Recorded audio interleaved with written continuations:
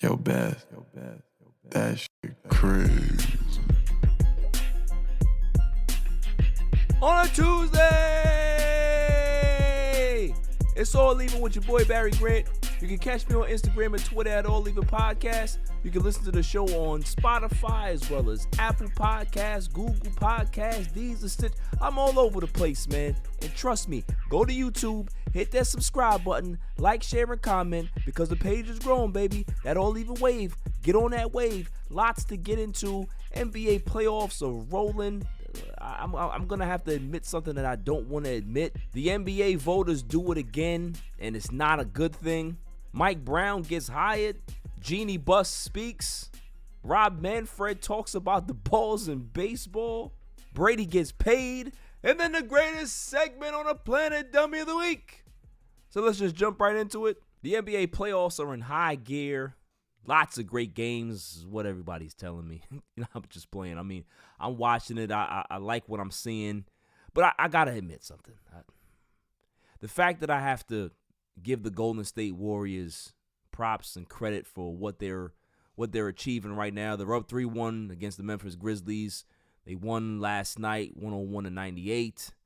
I mean, look, they look like the favorites to me in the West.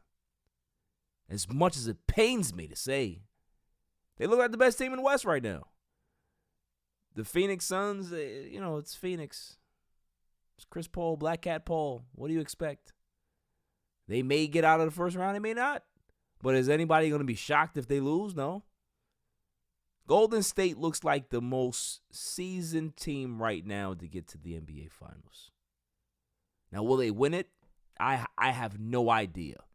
But the fact that Ja Morant now has a bone bruise in his knee, doubtful for Game 5, I don't necessarily think that the Grizzlies have a shot. I mean, listen, they played well in that game in Game 4, but not having Ja Morant to close those games, to close those moments, there was a lot of times where, they needed a bucket and they couldn't get one. They couldn't manufacture that bucket. And if you give Golden State enough chances to kill you, they're going to do so. So, it pains me to say, but Golden State looks like the favorites right now. Out east, what do we have? We have the Sixers who even the series. They're playing right now, and it doesn't look good. I think Miami is kicking the doors off of them. So Miami's going to go up 3-2. Celtics are playing well. They just tied the series with the Bucks. And the Celtics have showed me some grit. They showed me some fight. Ime Udoka, what he's done with that team, how he's gotten them to buy in defensively is special. Marcus Smart has already, established himself as a great defender in this league. He won Defensive Player of the Year this year. Udoka's first season. I mean, just think about that. You got guys that have bought in to what he's selling. And this is why the Celtics have a very, very good chance at getting to the NBA Finals themselves. So let's think about a nightmare scenario for me. Celtics Warriors Finals, I don't want to see that. I don't personally want to see it. Don't care. I wouldn't watch it.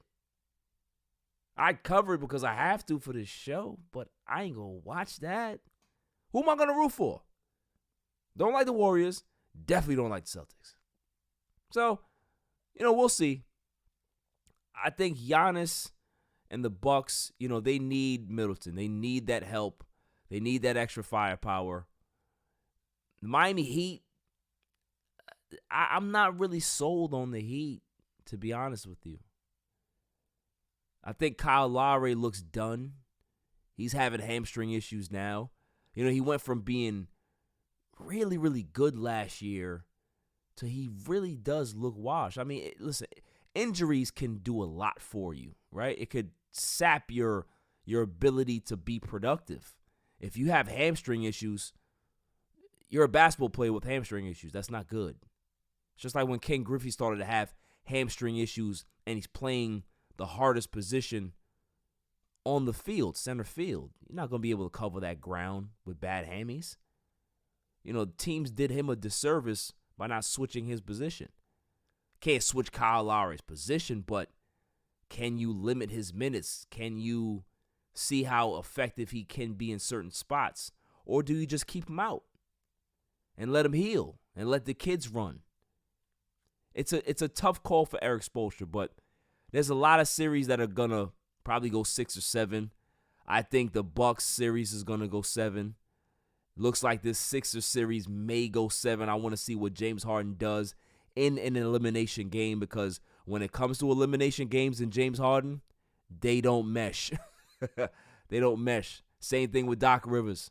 So you got two guys that normally choke in the clutch that they're going to have to work with each other to try to get over the hump. Not a good formula for success, honestly. So we'll see. But I want to get to the team that's surprised me the most in these playoffs. Has to be the Dallas Mavericks. I think the Dallas Mavericks play a fun brand of basketball. It makes me nauseous and fucking sick to my stomach to see that, because the fact that the Lakers had Jason Kidd right there, no, we're going to let him walk and we're going to let Frank Vogel continue to coach this team. It's the worst mistake they ever made. But I'll get into that later. Like I said, they play a fun brand of basketball. They really do. Luka is Mr. Triple-Double, runs in slow motion. You had Finney Smith hit 8 threes the other game, and now he thinks he's Steph Curry. Like, relax, my man, relax. They left you open for a reason. You knocked the shots down. Kudos to you. But I like them. I like the way they're coached, how that offense is run, the passion that they play with. Those Dallas Mavericks fans are loud. They get really obnoxious, and it's just a fun environment right now. So I think Jason Kidd chose right. I think if he would have coached the Lakers, I'm sure they would have been in the playoffs. But would he really have the fun that he's having now with the franchise that he got drafted by, won a championship with? Now he can lead them to a championship as a head coach. It's a great story. So my hat's off to Jason Kidd, man. I'm jealous. I'm a bitter Laker fan, so I can't be too happy. I can't be too happy for him. But I like what I'm seeing. Coming up after the break, I got a big problem with the NBA. I got a big problem with their voters. I got a big problem with their writers. I have a big problem with the system. On a Tuesday night, it's all leaving. Yo, it's your man DJ G Money from that Flip the Script podcast. You see it? We in the studio right now. Flip, shut up. Yeah. Oh, listen. Shout out to the All Even podcast. My man Barry Grant Jr. What's up, man? What happened? What you want to say to the people? Shout out somebody else's podcast. Yeah, don't make it the joint. What's up? All Even. All Even podcast. Yo, it ain't even up here, boy. We put this go something. All Even. Yo, oh my God. What's up with you, man? Now that's a shout out. You keeping this? Yeah, keep all that. You want to jump All in the Even camera? podcast, right? Yeah, All Shout out Even. to All Even podcast, right? All Even? That's your man? My man. All right, shout out to All Even podcast. You cool? 100%. He cool. Is he cool? Let me see. Is he cool? Yeah. What is it, G? Oh. Shout out, G. Oh. He cool, man. Welcome back, y'all. Before I get into the segment, big shout out to 𝐦𝐨𝐬accessory.com. If you want to get your electronics, the latest electronics at a reasonable price, definitely hit up my man Victor and the bunch over there at Buy, Direct, and Save. They have a location in Oceanside, but you can definitely go to the website at 𝐦𝐨𝐸accessory.com. Accessories, cameras, laptops, you name it. So big shout out to Victor and 𝐦𝐨𝐸accessory.com. I want to get into the NBA system. For a while, I thought I knew basketball. I used to have conversations with people all the time about, I think I know basketball. I would break down sequences. I'd break down defenses. I'd break down offensive sets. I'd break down game plans. Plays out of timeouts. I can do all of those things. I can tell you in regards to guys that are trending in the right direction and, who you can look out for to possibly make a year 2 or year 3 leap from their rookie season? I can tell you that. There's a lot of things I could be able to tell you. I can read the tea leaves and say, you know what, there's something's not going on over here. Something's not right over here. Maybe this guy's disgruntled based on what we're seeing in the reports or his mannerisms on the court, blah, blah, blah, blah. I can tell you all that shit. But the one thing that I don't know is how the NBA votes for their most valuable player. And the reason why I don't know is because it changes whenever they want to change it. So let me get this straight. Jokic wins the MVP last year. Respect to Jokic. This has nothing to do with Jokic. Had a great season. Averaged 27 points a game, 13.5 rebounds, was 8 assists. But his team finished 6th in the West. Last year, I think they finished top 3 or top 4, and he beat out Embiid for the MVP and Steph Curry as well. Where's the consistency? Why is it that he won the MVP out of the 6th spot this year? But Chris Paul, best team in the league the last 2 seasons in the Western Conference, in the harder conference, gets nothing. Joel Embiid, who's arguably been the best center in the NBA the last 3 seasons, I'd say, fell short again, yet his team finished in the top 4 in the East, right? So I just don't understand how it works. I don't get it. There's been years where guys solely, if you're not on the best team and you're not the best player on the best team, you don't win the MVP. But then there's years where Westbrook wows the crowd and gets triple doubles that don't mean shit, and everybody gives him the MVP. Where's the consistency? This is why I don't really care for NBA writers. I don't care for NBA voters who vote for MVP because they vote with their emotions. They like storylines. They like the bullshit instead of just keeping it basic. Let everybody know what the credentials are. What are the actual guidelines to vote MVP for you to be a candidate for MVP? Devin Booker had one of the greatest seasons out there. He had one of his best seasons of his career. Phoenix finished number 1 in the West. Why is he not the MVP? Why is Chris Paul not the MVP? I don't understand it. Yeah, why was Giannis not the MVP again? His numbers were better. It doesn't make sense. Nothing is consistent. And it's been like this for a long time now. Steve Nash is a back-to-back MVP. Really? Steve Nash. Steve Nash, the same guy that's never averaged more than 15 points a game in those MVP years. But when Jason Kidd was putting up triple-doubles for the New Jersey Nets and getting to back-to-back finals, he barely got a nod. So how is it okay for Steve Nash to put up those pedestrian numbers, but it's not okay for Jason Kidd to put up the numbers that he did, make his team the number 1 team in the East, and he doesn't win the MVP not 1 year? Make it make sense. Make it make sense. You know why it doesn't make sense? Because they don't even know. I listen to a lot of shows, a lot of people that claim they have they're a voter. And when you hear them talk about basketball, it makes your head hurt.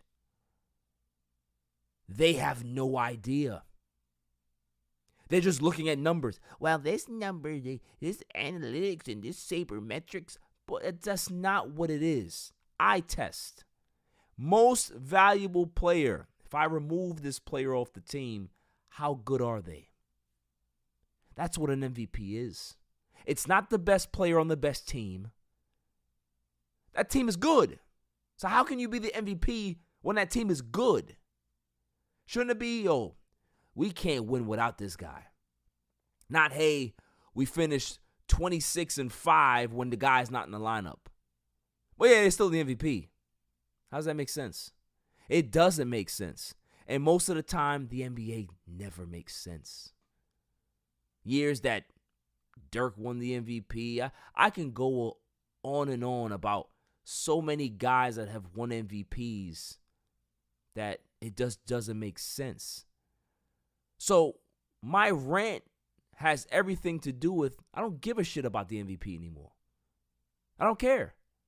It doesn't matter to me because most of the time when they vote the MVP, it's not really the best player in the league. It's not really the most valuable player. And most of the time, that dude gets his shit kicked in the playoffs. Don't really care. I don't value the NBA voter. I don't value the NBA writer that votes for MVP. I don't, because they move the goalpost every season. It's not consistent. Doesn't make sense. A guy can win the MVP in a top 4, top 3 seed last year, but then win it again being 6. So that means that somebody can win the MVP being in the 8th seed. It's 2 seeds away. So it's fair game that a guy that struggles all season with his team and he's averaging 34, 35 points a game, leads his team to the playoffs as an 8th seed, he should get the MVP, right? Oh, no. That's blasphemy. Why should that be blasphemous when you just gave the MVP to a 6th seed? His team finished 6th. There were 5 teams better than him in the West. But because of the number, come on, man. Like, this is why it don't mean nothing. It means nothing. NBA awards mean nothing to me. They don't. And the reason why they mean nothing is because they just don't know. They can't explain to me why. You ever buy something from somebody or try to buy something from somebody and they can't explain the product? Why would I buy it from you? Why would I buy what you're selling when you can't even articulate to me why you're selling it and why is it this much? Why are you selling it for this much? Why is this one more expensive than this one? That's what the NBA is. A terrible used car salesman. That have these little minions that they have voting for things that they have no idea what it is. Kills me. I'm telling you, I'm not going to drop no names. But there's a writer out there or there's a voter that voted, and I'm telling you, I heard his take. And I laughed so hard because I was like, yo, they pay this guy to know shit about basketball. That's hilarious. I would love a job like that, where I can be able to just not know anything and just kind of wing it and close my eyes and just pick somebody on the ballot. Oh, this guy has nice numbers. Let's pick him. Oh, but do you know that his team wasn't that great? Let's pick him. Has nothing to do with Jokic. Jokic had a great season. Arguably the best big man in the game. This has nothing to do with the player. It has to do with the people behind the scenes pulling the strings. It's just like when Giannis won Defensive Player of the Year that year. And he was the first player since Hakeem to win MVP and Defensive Player of the Year. It's the story. It's not the fact that he really won the shit. It's the fact that they needed to create a story. That was the narrative for that year. There's no criteria for the MVP. They just wing it. Yo, what are we gonna do this year? I don't know. We'll figure it out when the time comes. That's what they do. Yeah, I don't know. Yo, this dude is? Yeah, is he? Oh, okay. Yeah, we'll figure it out when we need to vote. Did you watch any games this week? Nah, I don't really watch much games, but I have a vote. You ever played again? No, I don't play either. I'm a badminton guy. I don't watch or play, but I have a vote. I have a podcast too that I could be able to talk about it, but I don't really know. It's just whoever the trend is. If it's Jokic, he's the guy. Okay, pick him. Everybody's talking about this guy. Okay, pick him. That's what it feels like to me. So, fuck the MVP. Don't care. Moving on. Sacramento has found their coach, y'all. Mike Brown is the new head coach for the Sacramento Kings, a.k.a. NBA SIBERIA. Hats off to Mike Brown finally getting a job again. But, boy, what job did he take? Of all the jobs to be able to take, sometimes it's better to go unemployed and wait for the one that you want than just take the old willy-nilly job. I heard that his agent said, hey, if they offer him the job, he'll take it. That's how bad he wants it. Hey, listen, he may do a great job, but it's NBA SIBERIA. They have a lot of work to do over there. They traded one of their young stars for a guy who's not bad. He's a borderline all-star. He's good. And Sabonis. But you had a kid in Halliburton that you had for a while under control. I don't understand why you would do that. But you know why it makes sense for them? It's because it's the Kings. And outside of Sacramento, even people in Sacramento, do they really care about the Sacramento Kings? Do they really care about NBA SIBERIA? That's where most careers go to die. But I hope that Mike Brown can be able to rejuvenate the Kings. I remember Mike Bibby and Jason Williams, Chris Webber, Peja Stojakovic, Scott Pollard, Bobby Jackson, Doug Christie, and them boys. That was a scary team, man. That was a good regime that they had over there. So, can they get back to those Kings teams? I hope so. Because, the Lakers-Kings rivalry back in the early 2000s, they were really good, man. So I would love for that to come back. But until then, they will be NBA SIBERIA, and I wish and hope for the best for Mike Brown. My condolences. Coming up after the break, Jeanie Buss has a very candid and honest interview, and I talk about it. On a Tuesday night, it's all even.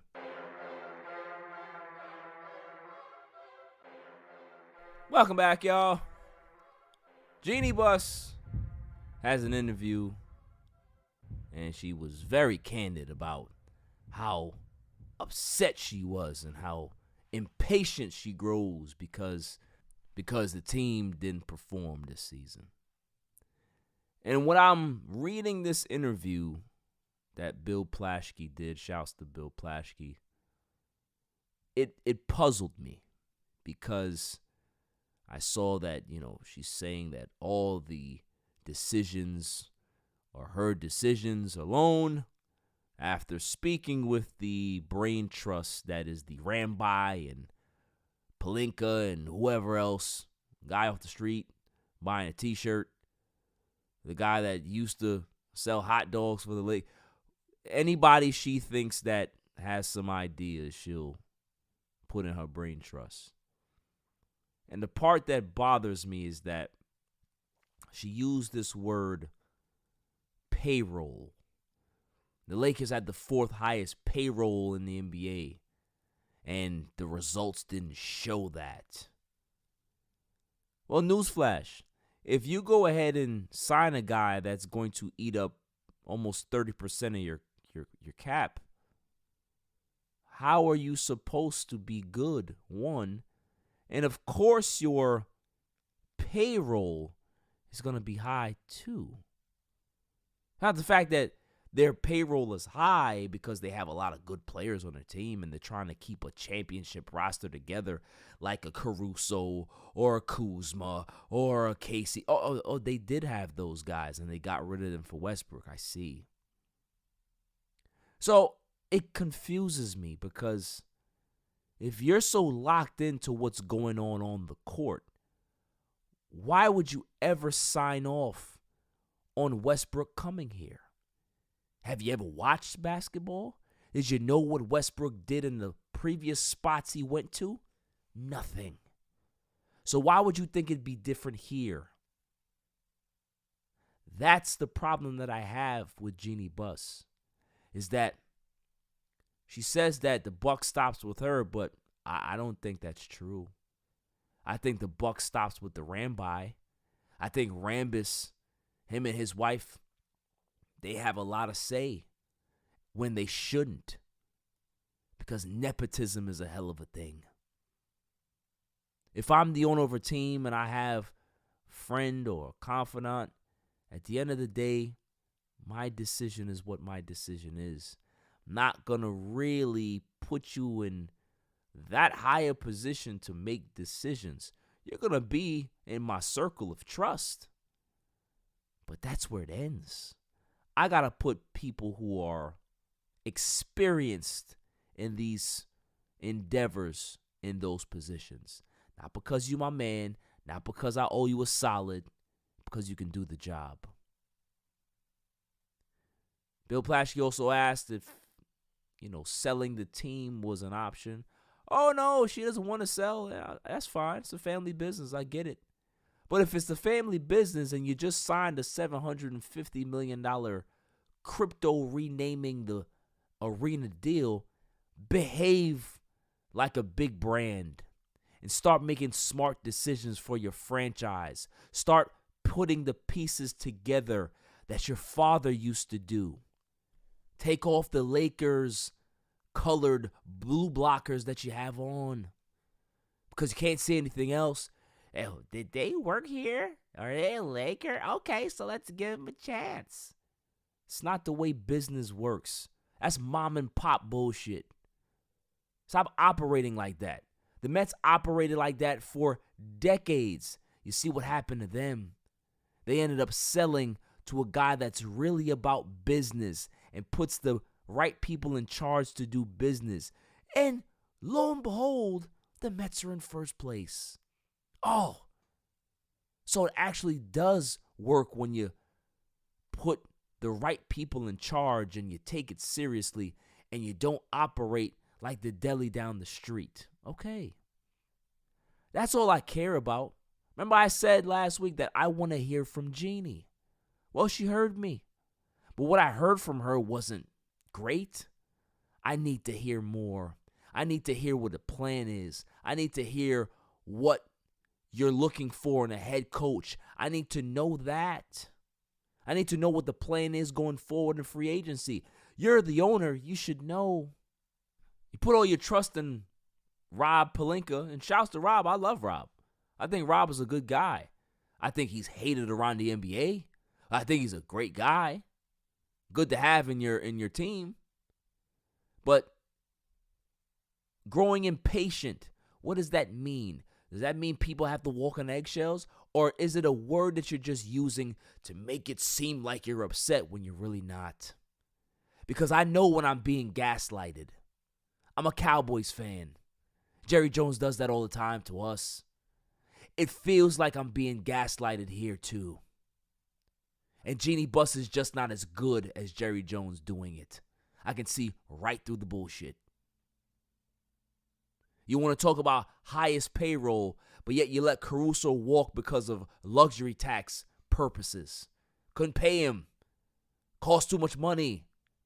But yet you just signed a landmark deal for your arena. It don't add up. Don't bullshit me. As a Laker fan, as a diehard fan that I've been since I was born, I'm not used to this type of incompetence. I'm used to a team struggling a bit, yeah. We've seen the struggles back in the 2010s. We've seen that. But I also want to see some intelligence here, some knowledge of, okay, we know what we did wrong. We know what we have to fix. This is what we're going to do, and this is how we're going to address it. Walked away with nothing. It's a great interview. I love the candid, feel of it and what she did. And she was as honest as she possibly could be without giving away things. But for me personally, I needed more. Because I just know that it's all hot air and bullshit. So, moving on. Tom Brady, it's so crazy how you can be able to play 20 plus years and never be the highest paid player ever in any year at your position in the league. Just never got the bag. But he got the bag now, and he got the bag after he finishes playing. He's going to be the lead Fox analyst with a 10-year, $375 million commitment. Wow. Shouts to Tom Brady for, being the GOAT, being the guy that they're going to look to for top analysis, breaking down the game. I don't know if he's going to be better than Romo. I'll tell you that much. Romo the man. But, we'll see. I think Brady is going to be awesome on TV. He's a great personality. He's really, really funny, man. I mean, I wish that we would have saw this Brady back in New England, man. It would have been so much better for his career. Not saying that his career is not Hall of Fame worthy or whatever it is, but just off the field, it would have been a little bit more lucrative for him. So, shouts to Brady. I never really give him that much props. I think he's one of the top quarterbacks in all of football history, but is he the best for me? No, he's not. But getting the bag, that makes you the best. That makes you the best. You make up for that off the field, and I respect that. Moving on. I get so tired of hearing things about this individual. It just makes my head hurt, man. Rob Manfred is in the news. Came out and said that they're trying to find a happy medium with the baseballs, and they're trying to see if they can get a deal on the gripping issue by the summer or next season. And for me, it's like, why are you messing with the balls in the first place? It's okay for y'all to do it. When dudes are taking steroids that are not banned, now you want to vilify them and make them look like the assholes. It kills me. Like, yeah, we definitely designed the baseballs not to fly out of the ballpark last year. Yeah, we did that. It's nuts. League average is down. It's like 233, lowest it's ever been in the history of baseball. On base percentage, slugging percentage is down. Runs are down. Everything's down. Because they over here messing with the baseballs. And they have no idea what they're doing. And who's the leader of the pack? Who is the Pied Piper of the dummies? Rob Manfred. Then it's possible that they might even alter the baseballs and try to get a baseball that has better grip on it. So instead of allowing pitchers to use spider tack or whatever it is, sticky stuff, they're going to just have a ball that grips better. And it says that hopefully in the summertime, as the humidity comes, they'll have more grip. I just don't understand this. We're talking about professional baseball. We're talking about a professional league that doesn't know how to get a proper baseball, how to make a proper baseball. How about you speak to the players? How about you speak to the hitters? How about you get all of them in a room and find out where the happy medium is? Instead of having the guys that are pushing the pencils make the decisions. Rob Manfred is the worst commissioner in sports right now. There's not a commissioner that's running a fantasy league worse than him. That's how bad it is. And it's the fact that baseball is a great sport why people just don't turn their backs on it completely. This guy has done nothing for the game. Nothing. And it's another sign that the game is in trouble. Runs are down. Averages are down. Slugging percentages are down. Strikeouts are up. He has no idea what he's doing. He probably just sits there in his office with the phone off the hook and his hands over his ears, trying to avoid all the screams and the sounds coming from outside for the people that have pitchforks wanting his job. That's what Rob Manfred is. Just a guy holding the seat until the next intelligent guy takes it. Because I can't take another decade of Rob Manfred. I can't do it. No. Mm-mm. If he's there for a decade, I don't know where baseball is going to go. I really don't. But this little interview that he had or whatever this came out with, it did nothing for me. It's nothing I didn't know. It just furthered my lack of trust in this man to actually rejuvenate and build the game that I loved so much. Well, at least the Mets are in first place. So who gives a shit about the rest? Coming up after the break, the greatest segment on the planet, Dummy of the Week, on a Tuesday night. It's All Even. This is 𝐥𝐤𝐤𝐿. Just want to give a shout out to All Even Podcast, the best sports podcast out there. Keep up the amazing work. Also check us out at 𝐤𝐤𝐤𝐿.com. We're everyday apparel for cigar smokers. Let's get it. What's going on? What's up with you? It's your boy, the Candyman, the ALFRE to the D. It's your boy, Alfred from the Rap Lab Podcast. And it's the one and only True G. Just call me the QG from the Rap Lab Podcast. And you tuned in to All Even with Barry Grant. Boy, that shit crazy. Welcome back, y'all. So without further ado, the greatest segment on the planet, Dummy of the Week. Dummy, yeah. We pick candidates on Tuesday and Saturday, and then we pick the winner on that Saturday show. So there's only one candidate for this week. I heard the news, and I was so excited to get on here and discuss it. May I have the drum roll, please? And the candidate is Rudy Gobert, center for the Utah Jazz.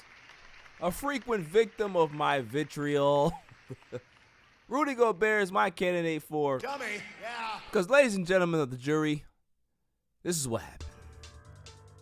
Shaq is on his big podcast with Shaq, and they're talking about the exit of the Utah Jazz from the playoffs. Says that Donovan Mitchell is not that good, and Jazz are not that good. Rudy Gobert is a great defensive player, but he ain't got no offensive skills. And the other co-host said that, Rudy Gobert will hold him to 12 points, and Shaq was like, 12 points in the first 3 minutes. So then you got Rudy Gobert that he went ahead and answered and said, I'd lock you up. Now, it's all fun and games. This is nothing serious. However, I got to get him. For Rudy Gobert to think in any world that he can be able to lock up a Shaquille O'Neal, this is why there's a disconnect between me and Rudy Gobert. Every time I try to give this man a break and just leave him alone, the universe just pulls me back. The dummyverse just calls his name. Rudy Gobert is not a great player. He's an overpriced defensive guy for this generation. You talk about Shaquille O'Neal, one of the top 10 greatest players of all time. What are we talking about here? Rudy Gobert is delusional, but what do you expect? This is the same guy that licked all the things in the room or touched this and got COVID and got everybody COVID. He's an idiot. It's the same guy that Donovan Mitchell looks like and says, man, if you say another word to me, I don't care how tall you are, I'm swinging on you. That's that guy. Nobody cares about Rudy Gobert. Could you imagine what Shaq would do to him if he played Rudy Gobert? You remember the NBA Finals, the 2001 NBA Finals, where the Lakers went against the Sixers, and Dikembe Mutombo, as great as he was as a defensive monster, shot blocking everything with the finger wag and all that, he went against Shaquille O'Neal in that series. And I remember what it sounded like because they had replayed it. And every time they would replay it, or you would even hear it in the game, it would make you laugh. Because Shaq would give Dikembe a shoulder in his chest, and you would hear, ooh, ooh, ooh, dunk, foul. That's all you would see. It's just Rudy Gobert. Listen, man, I get it. Social media is a thing where people could be able to banter back and forth, but just don't do it. Because you're going to anger people like me who despise you as a basketball player. Don't do it. Don't do it.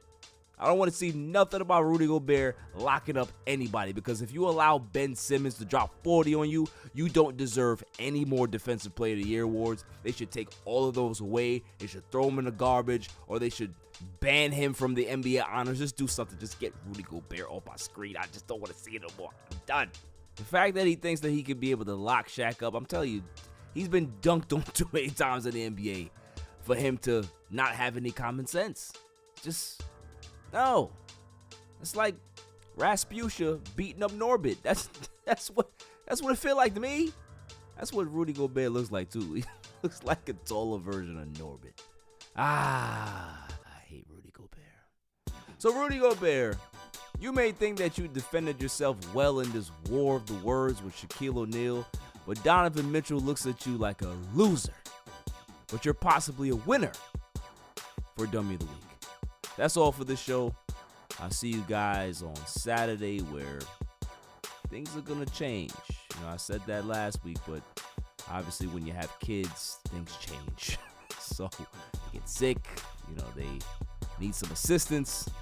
So, you know, hopefully if everything goes right, nothing happens last minute, we can be able to reveal the big reveal and move this show into the next phase.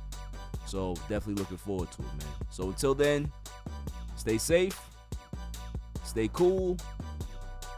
Peace. You can catch me on Instagram and Twitter at All Even Podcast. Listen to the show on Podbeam, Amazon Music, Spotify, and wherever you find your podcasts available. And check out my YouTube channel, All Even Podcast. And don't forget to like, share, and hit that subscribe button. My son is the champ, so get over it.